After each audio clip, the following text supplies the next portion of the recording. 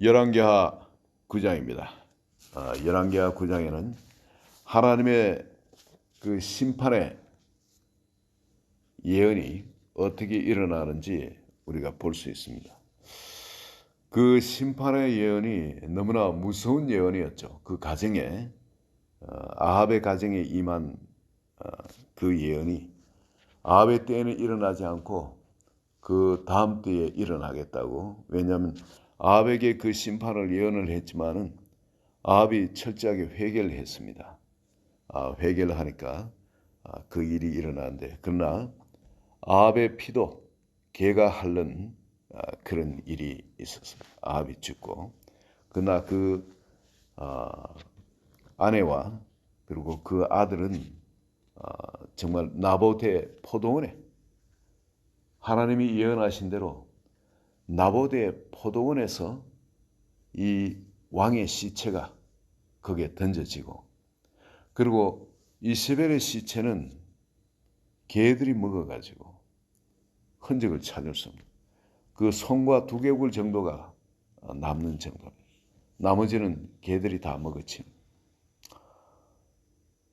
아니, 왕과 또 그 다음 왕이 또 그때고, 또 그리고 왕비가 있는데, 이들이 이렇게 처참하게 일반인들이 당하지 못할 그런 저주스러운 그런 죽음을 당하게 될 거예요.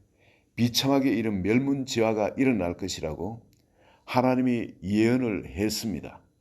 그 예언을 했음에도 불구하고 돌이키지 않은 거예요. 이 예언을 할 때는 하나님은 사랑하기 때문에 이 예언을 주신 거 아니겠습니까? 그리고 그것을 또 유배해서 아합의 때에 일어나지, 회개하니까 아합의 때에 일어나지 않게 하고 다음 때에 일어나게 하는데, 아합이 훌륭해서 그런 것도 아니고 하나님의 말씀을 듣지 않고 또 그 다음에 또 그렇게 사는 건 마찬가지였습니다. 그렇지만 하나님 자기 말씀을 지키셔서 아합의 때에 그게 일어나지 않게끔 합니다. 말씀대로. 그러나 그 다음 때에 이 일이 일어나는데, 하나님의 이미 말씀은 이렇게 선포되어 있습니다. 이 말씀은 하나님 절대 변개하지 아니하십니다. 그러나 심판의 예언은 우리가 진정 회개하고 하나님께로 나아가면은 하나님이 그 심판의 예언은 없었던 걸로 합니다. 죄를 사해 주시니까. 우리가 죄의 길에 섰을 때는 그 심판이 우리에게 그대로 임하지만, 우리가 회개하게 되면은 그 죄의 심판은 우리에게 임하지 않게 되어지는 겁니다. 하나님은 긍휼히 여기시는 분이고 또 용서하시기 때문에 그렇습니다. 그런 죄가는 남죠. 죄로 인해서 내한테 그 생기는 그 피해는 남는 겁니다. 예를 들어서 밧세바를 범하면은 거기서 자식이 생겼지 않습니까? 근데 그 하나님이 그 자식을 죽이십니다. 다윗을 죽이시지 않고 그 자식을 죽이셨죠. 그렇지만 그 죄가는 남는 겁니다. 그렇지만 우리가 여기서 다시 붙들어야 될 것은, 하나님의 말씀은 심판의 말씀이든지 축복의 말씀이든지 말씀 반드시 그대로 응한다는 겁니다. 그 예언은 그대로 응한다는 거예요. 그런데 이 예언이 우리에게 임할 때에 많은 분들이 이스라엘 쪽에 임하는 이 심판의 저주를 가지고 그들은 이렇게 참 당했구나 생각하지만, 이 예언을 우리에게 적용할 줄을 잘 모릅니다. 하나님의 심판의 예언이 그렇게 응했듯이 하나님의 축복의 예언도 우리가 하나님 앞에서 정말 옳게 행하기만 하면, 그 사랑의 계명을 지키고 행하기만 하면, 마음을 온전히 해서 나누지 않고요, 온전히 해서 그의 앞에 마음을 바르게 해서 하나님 보시기에 정직하게 행하면은, upright 해가지고 그렇게 살기만 하면 하나님은 이 축복의 말씀도 우리에게 그대로 응하게 하는 겁니다. 근데 이 말씀이 우리에게 다가올 때, 이 아합에게 이 말씀이 임하는 것처럼 우리에게 임하는 이 과정을 우리가 한번 보시길 바랍니다. 하나님은 예후에게 기름을 부어서 왕으로 삼는 일이 언제 있었습니까? 엘리야의 시절에 있었습니다. 엘리야는 승천하고 지금 없지만은 엘리야가 낙심해가지고 호렙산으로 하나님을 만나러 그렇게 갔을 때에 그때 호렙산에 하나님께서 그를 만나 주시고 그에게 말씀하시죠. 사명을 주신 것이 엘리사를 찾아서 엘리사에게 기름을 부어서 너희 일을 대신하게 하고 그리고 아람 왕 아람 베나단에게 아니 아람의 그 하사엘에게 기름을 부어서 왕이 되게 하고 또 누굽니까? 예후에게 이스라엘의 예후에게 기름을 부어서 왕이 되게 하라. 이 예언이 세 가지를 했었습니다. 그렇게 말씀을 참 주셨습니다. 그런데 여기에 그럼 예후를 찾아서 엘리야가 기름을 부었겠습니까? 안 부었겠습니다. 분명히 예후를 찾아가지고 기름을 붓고 너는 왕이 되고 그리고 또 이렇게 이스라엘 땅에 이 하나님의 심판과 공의를 행하라고 이야기를 했을 겁니다. 그러나 예후가 이 말을 말 같지 않게 받아들이질 않습니다. 듣기는 좋은데 너무 무서운 거예요. 그런 일을 한다는 게. 그렇지만은 이 일을 다시 이루기 위해서 하나님은 누구를 사용하시냐면 엘리사를 사용한 것도 아니고 엘리사의 그 젊은 제자 한 사람을 시켜가지고 이 일을 행하게 합니다. 그래서 찾아가서 다시 기름을 붓고 왕으로 삼습니다. 그리고 예후는 이 예언을 똑같은 예언을 두 번 받은 거죠. 첫 번 받을 때는 예언을 사장시켰습니다. 내 삶에 일어날 일이 아니라고. 그 두 번째 그 예언을 받았을 때에 그리고 예언을 하고는 이 젊은 선지자는 도망을 가버렸습니다. 그 자리에 있지 않고. 왜 도망을 갔냐면 이 분위기를 여러분 아시죠? 11절을 보시면 예후가 그 기름 부음을 받고 난 뒤에 나왔습니다. 그의 주인의 신복들에게 이르니 다른 장군들에게 이르렀습니다. 그랬더니 한 사람이 그에게 묻되 평안하냐? 그 미친 자가 무슨 까닭으로 그에게 왔더냐? 자, 그 중에는 어떤 자가 있었습니까? 이 선지자를 미친 자 취급하고 그의 말을 미친 사람의 말로 취급한 사람이 있었던 겁니다. 분위기 자체가 이런 겁니다. 그렇기 때문에 왜냐하면 이 하나님을 믿지 않으니까 대부분이 그러니까 그 예후도 하는 대답이 이렇습니다. 그대들이 그 사람과 그가 말한 것을 알리라. 옛날에 이런 일이 있었던 겁니다. 옛날에 이런 말을 즉 예후가 이런 엘리야한테 기름 부음을 이래 받고 이런 일을 하도록 시험을 받은 사람이라는 그런 것이 아마도 좀 있었겠죠. 무리가 이르되 당치 아니한 말이라 청하건대 그대는 우리에게 이르라 하니 그때 비로소 이러하더라 하고 이야기를 이스라엘 내가 네게 기름을 부어 이스라엘 왕으로 삼다 하셨다 하더라 이렇게 이야기를 하니까 그때야 사람들이 그냥 쫙 그 앞에 엎드리게 됩니다. 전체 분위기가 처음 예언을 들었을 때는 예후도 시간이 아니라 싶었고 이런 일이 일어날 수도 없다 그래 싶었고 그렇지만은 두 번째 예언이 자기에게 임하고 기름 부음을 부어줬을 때 그때는 움직이려고 합니다. 그리고 사람들이 응해 주니까 예후가 일어나게 됩니다. 그렇다면 여기에 예후는 이 예언에 대해서 모르고 있었냐? 아니에요. 예후는 자기의 기름을 붓고 왕으로 삼다고 했을 때 엘리사 왔을 때 분명히 성령의 감동이 있습니다. 분명히 성령의 감동이 있고 그 일을 시키지만 이 성령의 감동의심을 소멸시키는 거죠.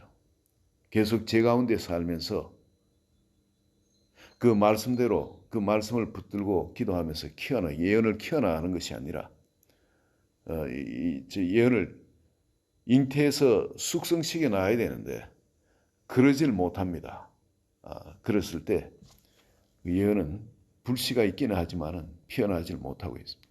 다시 그 예언의 그 기름 부음을 받았을 때 그때 예후가 다시 그 옛날에 그것을 기억하고 그 부하들에게 또 그런 군대 장관 그의 장관 빅갈에게 이르되 25절에 보시면 그 시체를 가져가 이스라엘 사람 나봇의 밭에 던지라.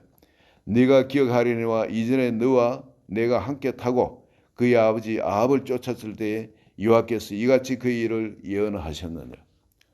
아합의 집에 그 했던 그 선지자의 그 예언, 엘리야의 예언이 어떤 예언인지 분명히 기억하는 겁니다. 그렇다면 자기에게 주어진 이 예언도 잊어버리지 않고 있긴 있었던 겁니다. 그렇지만 그 예언을 키우질 못하고 그대로 이제 붙들고 있었던 거죠. 있었지만은 하나님의 하람 시간에 이 일을 하나님의 열심히 이 일을 이루는 것을 봅니다. 많은 분들은 우리 인생에 대한 예언을 받습니다. 성령께서 감동을 주시고 나를 무시하는 것이 아니라 나에게 정말 일생에 일어날 어떤 방향에 대해서는 분명히 주님께서 말씀을 주세요. 우리 마음의 성령의 감동으로든지 다른 제3자를 통해서도 말씀을 주십니다. 근데 많은 사람이 그 예언을 받을 처음에 그런 일이 어떻게 내 삶에 일어나? 너무나 엄청난 일이기 때문에 사람들은 그걸 무시합니다. 그것을 계속 받지도 않습니다. 나 하나님은 우리 모든 사람에게 이 말씀을 통해서 우리에게 주신데 그 중에 주시는 것을 내가 어떤 것을 붙잡느냐 이것이 그 사람의 인생을 좌우하게 됩니다. 하나님은 우리 모든 사람에게 무한한 가능성을 두시고 우리가 믿음으로 그것을 정말 소망으로 그것을 붙들기를 원하십니다. 오늘 여러분 아합의 집에 일어난 예언을 이렇게 보셨죠. 그 다음 때에 이런 일이 일어날 것을 하신 대로 그 다음 때에 정확하게 이 모든 일이 일어납니다. 그런데 그 심판의 예언에 속해 있던 사람, 내가 모르고 그 속에 들어갔다 할지라도 하나님의 심판이 임하는 그곳에 있으면 같이 망합니다. 유다왕 여기에 아시아가 거기 갔다가 같이 죽습니다. 하나님의 심판의 길에 들어서면은 누구라도 거기에서는 그런 당하는 걸 봅니다. 너무나 그 귀한 사람 여호사밧처럼 믿음이 충만한 사람도 정말 죽음 가운데서 겨우 목숨을 건져가지고 다시는 이제 그 아합하고 상종도 안 하고 그의 아들하고도 상종을 안 하고 자기를 지킵니다. 그런데 여러분 이렇게 그렇지 못한 사람이 이 심판의 길에 들었을 때는 같이 당하는 같이 어려움을 내가 중보자의 사람이고 깨어서 그 가정을 위해서 기도하고 그들을 돌이키고 하는 사람 같은 모르지만 그렇지 않고 내가 그냥 영이 어두워 가지고 하나님이 뭔가 그 손을 보기로 작정한 그 사람하고 가까이 하게 되면 같이 당할 수가 있습니다. 오늘 아시아를 보시고 여러분 지혜를 얻으시길 바랍니다. 그러나 여러분 나에게 어떤 주신 말씀이 나를 왕으로 삼는다 혹은 나를 통해서 이런 일을 하고자 한다 할 때 여러분 그 일을 제정신 가지고 못합니다. 제정신 가지고 내가 죽어야 돼요. 내가 죽어야 돼요. 왜냐하면은 이거는 내 이성이나 논리나 상식이 맞지 않고 이제 그걸 하기 위해서 그 길에 들어선다면은 나는 더 이상 없는 겁니다. 다 부서지거나 망가져야 되는 거예요. 옛날의 나를 포기해야 됩니다. 그래야만 그 일이 일어나. 두 양다리를 거쳐가지고 절대 일어날 수가 없습니다. 그런데 우리 초신자 때에 가장 힘든 것이 양다리 걸치는 거예요. 우린 양다리 걸치는 게 좋거든요. 세상도 좋고 하나님도 좋고. 그리고 적당히 양다리 걸쳤다가 이쪽이 좀 이쪽으로 옮기고 저쪽이 좀 저쪽으로 옮기고 하는데 하나님이 이스라엘 백성에게 갈멜산에서 엘리야를 통해서 요구한 것이겠죠. 너희가 어느 때까지 이 사이에서 머뭇하려느냐. 너희가 하나님을 택하면 바알이 하나님은 바알을 택하고 여호와가 하나님이 여호와를 택할지니라. 하나님이 양다리 걸치는 걸 절대 원치 않습니다. 그건 타락한 것, 죄 가운데 있는 겁니다. 그건 하나님의 심판이 임하는 겁니다. 여러분 죽었다 싶으지만은 하나님의 말씀에 자기 전 존재를 옮기면은 하나님의 축복이 일어납니다. 여러분 이것은 내 사업터에도 하나님의 말씀이 응하게 하세요. 하나님 반드시 사업장을 축복하십니다. 여러분 내 가정에 하나님의 말씀이 주가 되게 그렇게 사시면 여러분 가정을 하나님이 축복하세요. 자녀들 축복하십니다. 좀 어렵고 힘들고 그런 일이 있다 할지라도 반드시 나중에 모든 사람이 부러워하는 그런 자리에 들어가게 되어집니다. 그런 일이 하나님의 강권적인 초자연적인 능력으로 그 일을 하나님이 이루시기 때문에 그래요. 하나님 자기 말씀을 반드시 이루십니다. 이런 심판의 말씀을 하나님이 반드시 이루시는 것처럼 축복의 말씀도 하나님 우리에게 반드시 이루십니다. 이제 더 이상 이렇게 이 아합의 심판이 임하는 걸 보시고 우리가 더 이상 망설일 이유가 없는 겁니다. 하나님이 이 일을 통해서 우리에게 가르치는 거예요. 반드시 말씀대로 일어난다는 말씀대로. 그렇기 때문에 우리는 이 저주의 말씀에서 벗어나서 이 축복의 말씀을 붙들고 내 인생을 거기다 걸어버리는 겁니다. 아합을 한번 보세요. 하나님이 자기한테 예언이 임했는데 무서운 예언입니다. 잘못하면 멸문지하게 일어날 그런 무서운 예언이에요. 이 또 아합의 집은 왕과 집안 완전 멸절시키라는 그런 명령 아니겠습니까? 이것을 가지고 여러분 하나님의 명령이 이제 준엄하게 자기에게 다가왔어요. 내가 이 명령을 지키지 않으면 하나님 누굴 통해서도 이 일을 하실 겁니다. 하나님 내한테 주신 축복이 내가 그것을 지키지 않으면 딴 사람한테 하세요. 교회도 이렇게 가만히 보면은 하나님은 그 일을 하시는 것이 놀라워요. 이 섬기는 것을 잘 섬긴 사람한테는 여러분 제가 뭐 우리 교회를 혹은 저를 잘 하라고 그렇게 말씀드리는 건 절대 아닙니다. 이게 제가 21년간 목회를 하면서 봤던 거고 제가 옛날에 교회를 섬기면서 봤던 겁니다. 교회를 잘 섬기면은 정말 내가 없이 전심으로 교회를 섬기면 하나님 축복하세요. 놀랍게 축복하세요. 내가 쭉 보면은 이런 일이 있는 걸 봅니다. 우리 교회 1호 자매인데 여기 와서 공부하러 왔다가 박사학위 공부하러 왔다가 남편이 공부하러 왔는데 자기도 이제 공부를 한다 공부하다가 박사 시험에 자격 시험에 떨어졌어요. 박사 그 과정에 들어가는 퀄리파잉 시험이죠. 그게 떨어진 겁니다. 근데 2번 떨어지면 이제 끝나요. 비자가 나오기 때문에 한국으로 디포팅 돼야 됩니다. 그때만 하더라도. 그런데 이 자매가 그때 예수 그리스도를 복음을 전하니까 복음을 받았어요.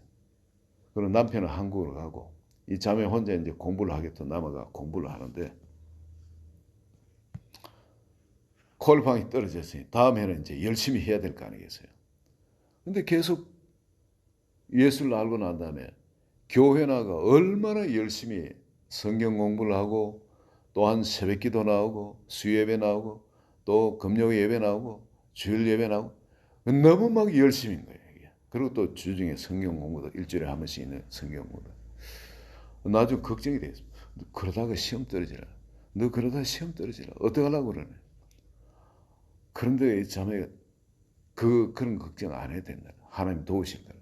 근데 제가 믿음이 없죠. 그 자매 믿음이 좋은데 저는 이 공부도 해야지. 하나님 시험 문제 이거 뭐 객관식 같으면은 아니 어떻게 뭐 사지 선다 해가 뭐 찍기라도 하지만 운이 따르겠지만 주관식인데 아니 그 뭐 이거에 대해서 뭐 써라 하면 그에 대해서 지식이 있어야지 그걸 어떻게 하냐 싶어가 걱정을 했는데 1년 후에 퀄리파이 시험 치는데 어떤 결과가 나오냐. 수석 합격. 이상한 일이죠. 그리고 또 교회를 섬기는 건 계속 있으면서 너무 그 열심히 섬겨요. 사람들이 내 딸이라 그랬어요. 큰딸. 이 자매도 이제 아버지라 그러고 집사람한테 어머니라 그러고 그렇게 열심히 그렇게 섬기는데 3년 만에 박사학위 따기가 힘든 3년 만에 박사학위를 따고 교수 자리가 너무 얻기 힘든 서울대학 병원에 연구하고 가르치기도 하고 하면서 그렇게 갔어요. 요즘 이제 참 거기서 좋은 자리가 돼가 있는 것입니다. 하나님 그렇게 하시더라고요. 서울대 나온 사람도 서울대에 들어가기가 그렇게 어려운데 돈을 그렇게 막 쓰고 뭐 해도 그 안 되는 그런 자리예요. 하나님은 그렇게 뭐 기다리고 뭐 그런 것도 없어요. 딱 졸업하고 금방 또 그렇게 쫙 연결시. 하나님 그런 축복하시는 걸 봤습니다. 열심히 섬기는 형제. 또 한 형제도 얼마나 열심히 교회를 섬기고 하든지 그 형제가 공부를 하고 난 다음에 박사학위를 따고 그리고 한국에 어디 취직이 안 되니까 한국에 가려는데 그 이상하게 나역 신학교에서 저한테 레퍼런스를 한 사람 달라고 왔어요. 교수 요원을 채용해야 돼요. 그런 일을 그전에도 없고 그 이후에도 없었습니다. 나는 그렇게 유명한 사람도 아니고 내 레퍼런스에 듣고 막바로 채용하겠다는 그런 나는 유명한 사람도 아니고 그런데 나역 신학교에서 그런 이야기가 나와가 그래가지고 내가 그 형제를 청구했거든요. 정말 믿음 좋고 그리고 그 분야에 일가견이 있는 그리고 학위를 그 분야에 따는 형제도 아니고 이 형제는 인류대학 나온 것도 아닙니다. 한국에서. 아니 여기 와서 이제 스토니부르크에서 학위는 했죠. 그렇지만 딴 데서도 잡이 거기서 떨어져 이제는 한국으로 가야 되는 입장인데 하나님이 그 형제를 나역신학교 교수로 지금 교수로 그대로 근무하고 있어요. 지금은 그쪽에 그 분야의 디파트먼트의 책임자로 있는 걸로.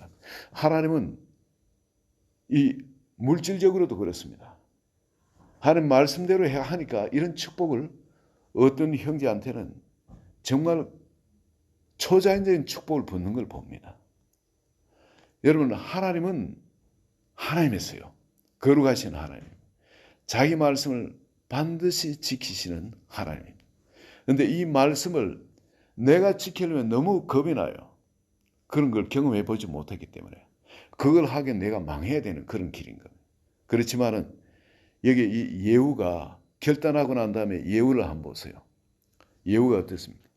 사람들이 누가 오느냐 하니까 왕이 물으니까 이 사람이 예후겠다 이야기하죠. 미친 듯이 못나름 미친 듯이. 말을 모르는데 미친 듯이 모르는. 여러분이 전체 지정신을 갖고는 이 길을 갈 수가 없습니다. 하나님이 우리에게 주신 이 축복이나 이 말씀, 우리에게 주신 이 예언의 말씀 너무 크고 놀라운 말씀입니다. 이거를 여러분 제정신으로 항상 생각해보고 견뎌가지고 이게 맞나 내한테 참 이득이 될 거겠냐 손해가 될 거겠냐 뭐 할까 말까 이런 생각해간 절대 이걸 순종할 수가 없습니다. 예후에게서 지혜를 얻으시기 바랍니다.